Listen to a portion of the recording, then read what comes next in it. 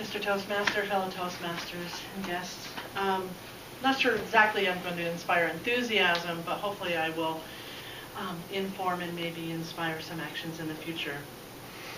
A few months ago, I ran into a friend at a Memorial Day parade in my hometown, and it's a friend I hadn't seen in probably 30 years.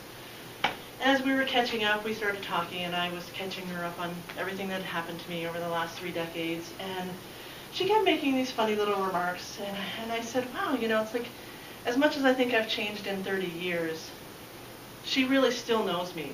So a lot of who I am today started when I was a child, because we were literally born 4 days apart. She's 4 days older than me.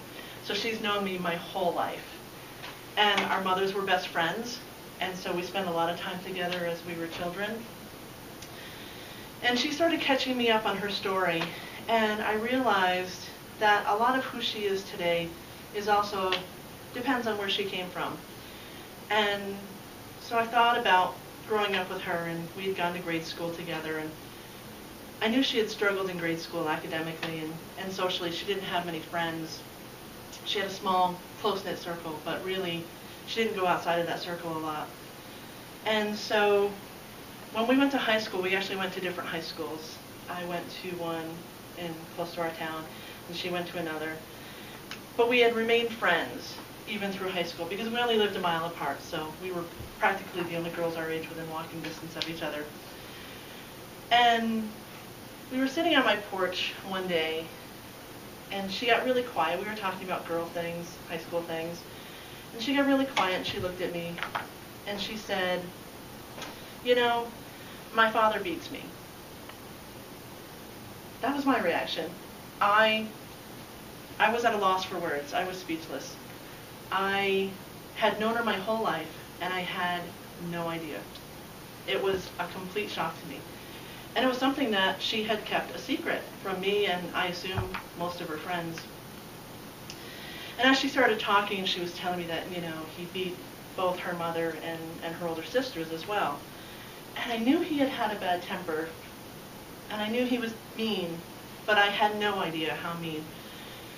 And it was really at a loss to help her. I didn't know what to say to her. So she went home, and later that night I was talking to my mom, and I told her. And my mom basically told me to mind my own business. And it wasn't that my mom didn't care, but I think she didn't want me to get involved in this situation.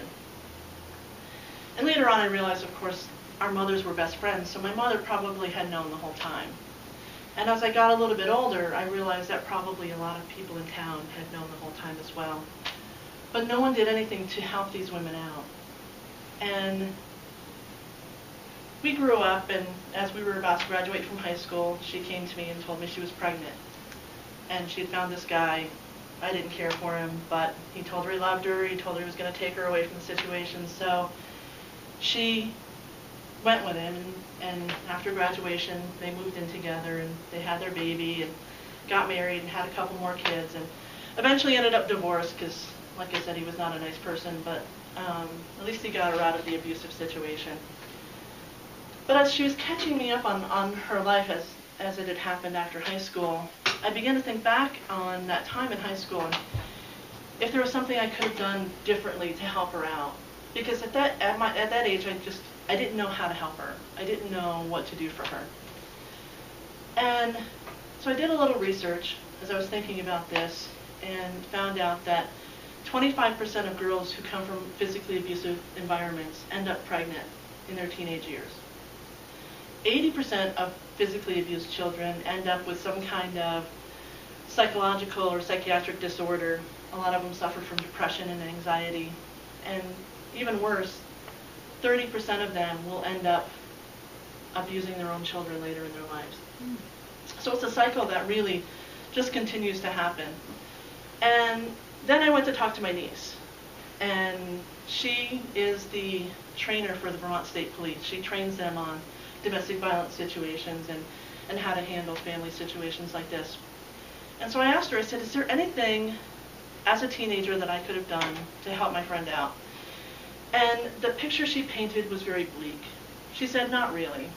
She said, statistics show that these kids often end up staying with the family because it's very hard to prove physical abuse unless they actually leave signs of it and it's noticed by someone and documented by a doctor. Very often it's hard to get them out of this abusive situation. And she said, probably the best thing you could have done was just let her talk to you about it. And even as an adult, I didn't know what to do. I'm like, if I'd been approached by this situation now, I don't know that I would have known what to do. I know not to call the police unless the abuse is happening right in front of me, because sometimes that just makes the situation worse. And in fact, my niece confirmed that. The first 28 to 48 hours after the police are called in is the most violent time for the family, because it's when the abuser gets the most volatile. So really, it's a dangerous time for the family, and it often exacerbates a bad situation. So then I said, okay, well, if I didn't call the police, what should I have done? And she said, well, you can encourage them to talk to an adult that they trust. However, if they go to a school official, like a teacher or a counselor, they're required to report it to the police. So oftentimes kids know that, and they don't talk to these people who are in their lives and they trust, because they don't want to make the situation worse. And to compound the situation, a lot of times the other parent is not supportive because they rely financially on the abuser and sometimes even emotionally on the abuser. And so the other parent won't help the child either. So these children are really stuck in this really bad situation. She said the one thing you can do is just allow them to talk to you. There's so much fear and shame and guilt tied up in being an abused child that's why it's a secret. They don't tell anybody because part of them feels like it might be their own fault, and part of them feels like there's no way out, so they don't talk about it. The moral of my story to you is, if you know that this situation is occurring, or even if you suspect that it's occurring, the best thing you can do is just be a friend to these kids. Help them talk it out. If you are friends of the parents, help them talk it out. Sometimes talking makes them see that there might be a way out. You can help them find resources to get into a safe place. But the best thing you can do is just be a friend to them.